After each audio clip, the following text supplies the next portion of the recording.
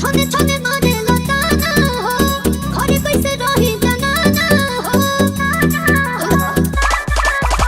तोहरा जीवन को सके के बाटे सुन मिलन मरदाना हो जाना में तो रोज लाल कर हो राजा जी उठ जाए ना हो सन हरद हो राजा जी तू मरद नहीं माथा के मरद हो राजा जी तू मरद नहीं माथा के मरद हो राजा जी तू मरद नहीं माथा के डीजे अविनाश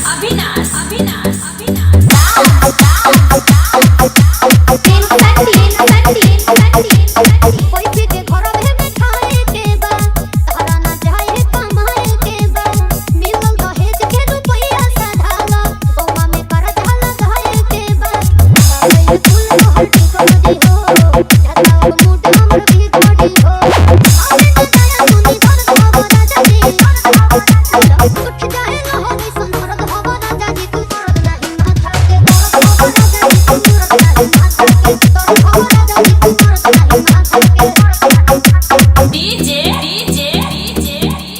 अविनाश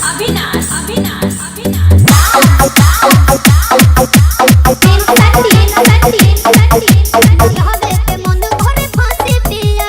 छुपे न तोहर भदा मासी पिया देखे तलाक मन करे तो होके लेली हिया समझा के कासी पिया प्रिय दरदी न सुने न रही डाली सिहानी भइल बड़ा फरती देव नगरी न मरल कर सब राजा जी उठ जाए न हो